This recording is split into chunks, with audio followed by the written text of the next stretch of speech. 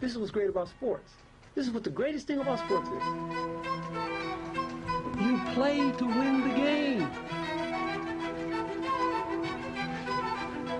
Hello?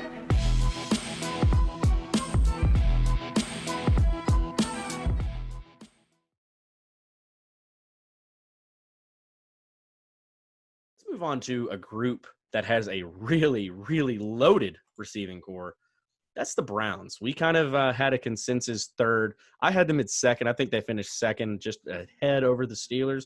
So Big Mo, Logan Morale is probably going to hate me for that one. But the Browns here coming in at number 3 in the AFC North. Jake, what does Vegas have the Browns going this year? So right now the Cleveland Browns are projected at an 8.5 win total, very middle of the pack. I guess they're basing it on that with the coaching turnover.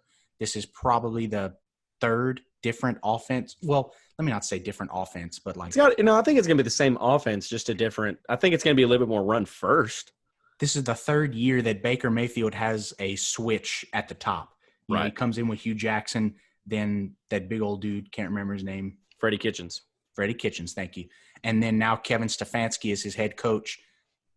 That's got to wear some on a young quarterback as talented as Baker is. That's why I'm not too confident in the Browns this year. However, their future with Baker, not as much as you. I cannot say that I love Baker as much as you, but I love Baker. He's a great quarterback. And this offense will be popping. Well, you say that, like, you know, to argue that point. What's his name? The running back, Nick Chubb. The running back, Nick Chubb here. He's made progression, near 2 now? This was his second year last year? Right. Yeah. So he's made a little bit of progression, I think. And, you know, you got another explosive back with Kareem Hunt. And Kevin Stefanski, he's had a history of having a really good running back and being a run-first OC, like with Dalvin Cook. So you put that into that, you know, you bring him over and you have those weapons on the outside, but you have a run-first OC like Kevin Stefanski. It kind of takes a little bit of pressure off of Baker Mayfield. It's not like he has to go in there and sling it around the yard 40, 50 times a game and be a Patrick Mahomes. He doesn't have to be a game manager. He can kind of let it come slower to him. He doesn't have to be put into these big pressure situations. He can, you know, take it out of the gun and hand it off to your running back, especially when you have a nasty 1-2 punch in Kareem Hunt and Nick Chubb. So I think Baker, this may be a career year for him in year 3. I can't really blame that quote-unquote sophomore slump on him because he's thrown into a brand-new system. He's got all these mouths to feed and an incompetent head coach. If you have an incompetent head coach, then all of everything that you have is just awful. I mean, look what the Cowboys had. The Cowboys, and I hate to keep bringing them up, so I'm sorry to all of our listeners that I keep bringing up the Cowboys, but you have a talented group like the Cowboys, and you have an incompetent head coach like Jason Garrett.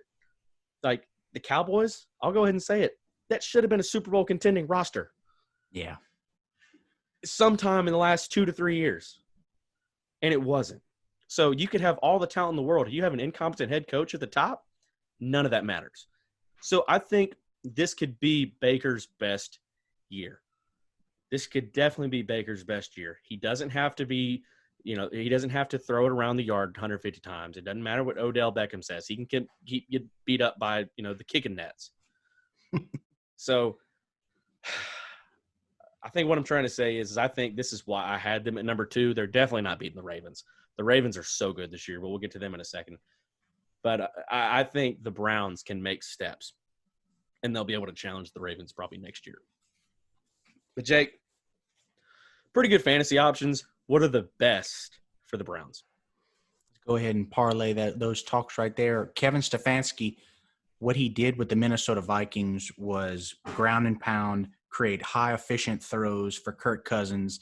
You know, Kirk Cousins, really high completion percentage, over like 72, 73 for all of the years that Stefanski was there. Stephon Diggs and Adam Thielen thrived.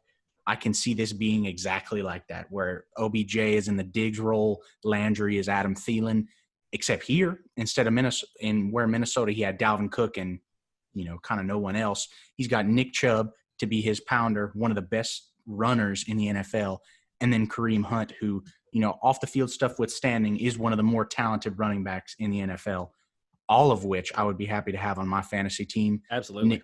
Nick Chubb right now should be drafted as an RB1. Odell Beckham should be drafted as a wide receiver 1. Landry is a wide receiver 2. And Kareem Hunt, you might say, hey, I know a lot of you are saying that, hey, I'm not drafting no backup running back on a team that's going to finish third in their division.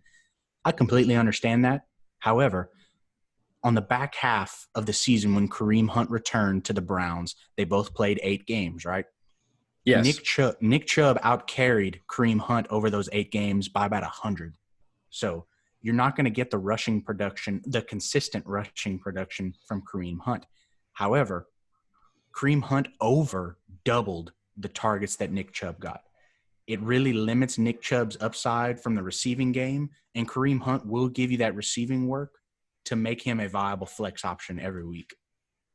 See, like I have Kareem Hunt in, I think, 2 of our leagues. I know I have him in our Dynasty League.